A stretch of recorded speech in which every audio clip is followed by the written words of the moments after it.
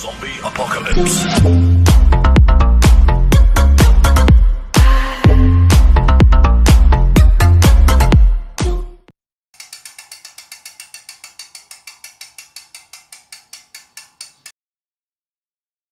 Mga suki, may pagawang ref dito sa akin,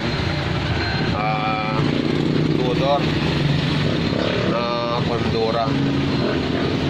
Nagamit lang daw ng 5 taon, hindi na lumamig. May gumawa dito na kinargahan ng Freon, yun lang, 2 linggo lang daw nagamit, hindi na naman lumalamig. Ayun, dinala dito, pagagawa sa akin, tinest ko, may leak yung evaporator niya. Ibig sabihin, yung ginagana ng Freon gas, lumipad lang.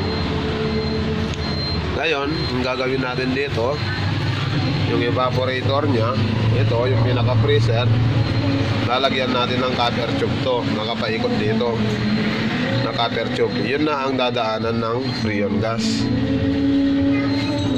Bali, yun na ang pinakabagong tubo nyo.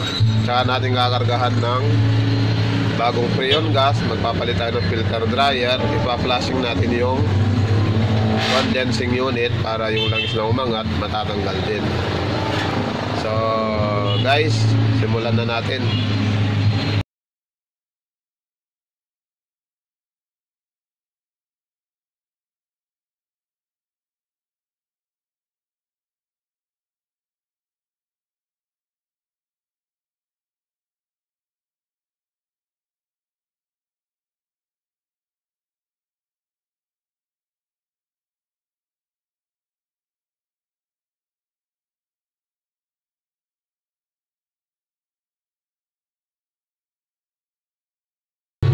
Minarkahan ko yung mismong paglalagyan ng mga copper tube na ilalagay natin paikot. May marka siya dito. Bubutasan natin sa parte na to, pababa sa ilalim, kasi lalagyan din natin ng copper tube sa baba. Lalagyan natin ng copper tube dito. Yun ang magpapalamig sa bandang ibaba. Yan guys, itong nabed nating copper tube, papasok natin, lalagyan natin dito.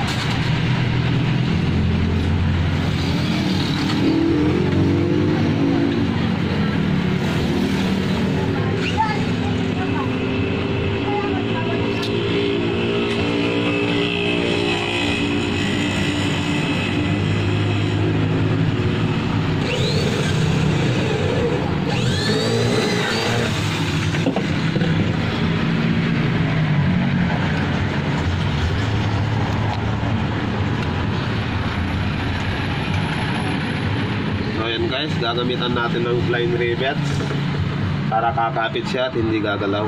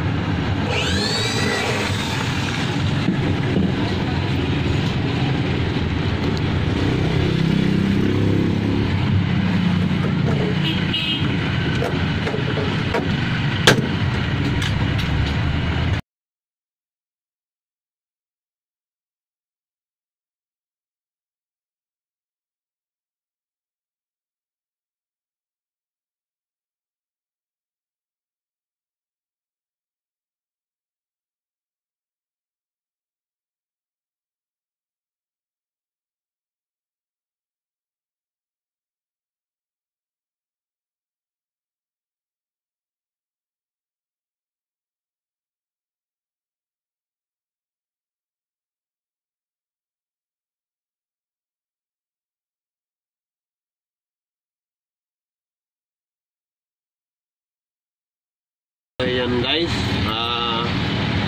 Doon muna tayo sa taas. Itutuloy natin mamaya kasi maghihingi lang tayo mamaya dito ng capillary tube. Doon magsisimula ang lamig niya. Paakyat sa taas.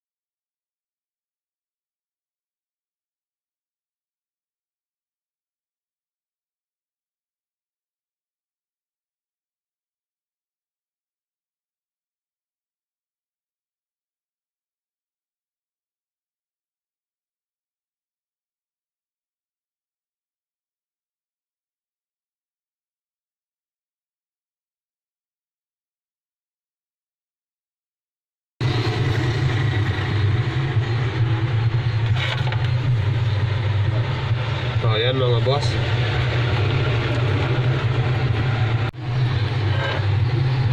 Yun na po, natapos na nating i-recoil. Dagdagan na lang natin mamaya yung mga ganito niya na pang-ipit na istoko. Lalagyan pa natin dito, tsaka dito pa, tapos dito lalagyan natin yan. Kahit po dito sa ibaba lalagyan din natin yan.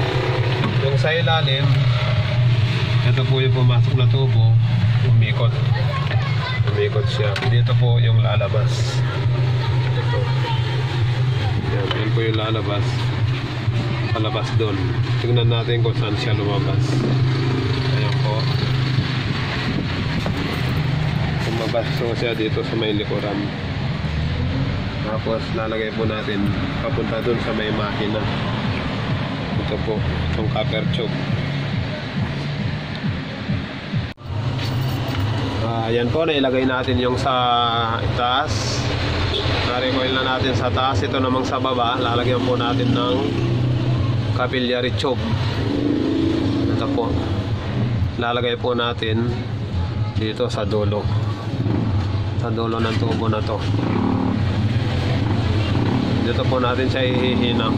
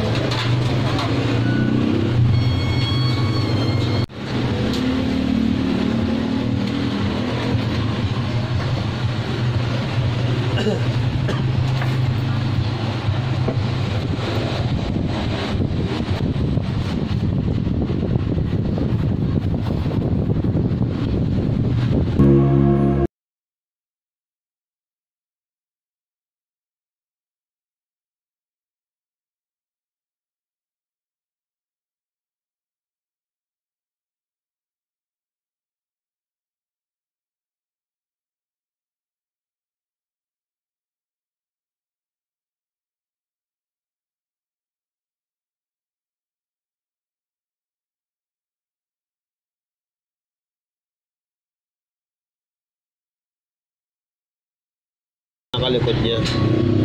Ito po kanina magkadugtong ito. Pinotol ko. Hindi na po magagamit to. Ito na yung suction. Papalitan po natin ng bago. Yung nanggaling sa likod kanina na inilabas ko. Tapos ito pong capillary tube. Puputolin na rin to. Hindi na rin po natin magagamit to. Hindi na po natin magagamit yan. Alisin na lang po natin.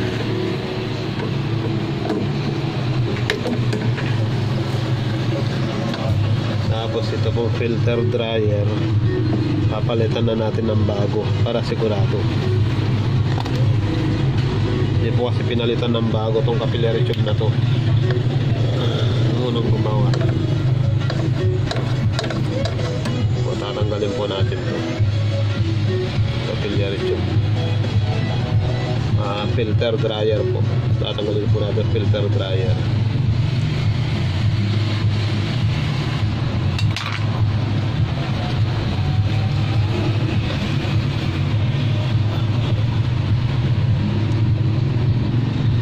Po yung compressor,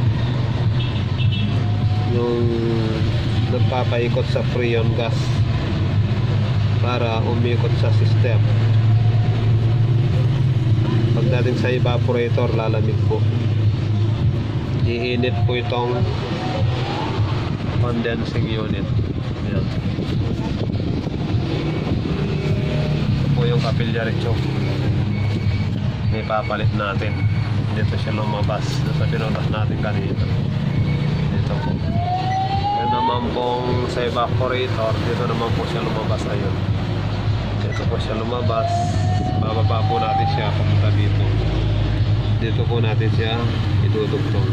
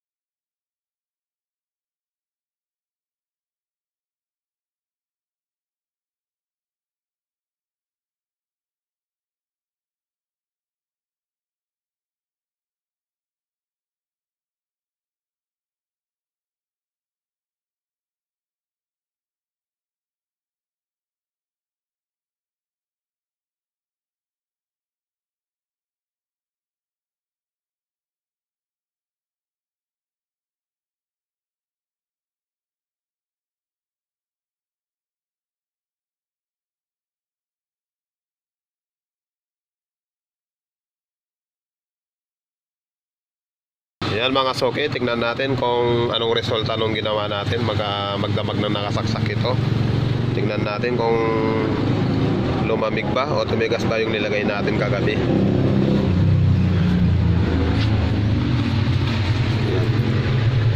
Nag-yelo na yung mga tubo.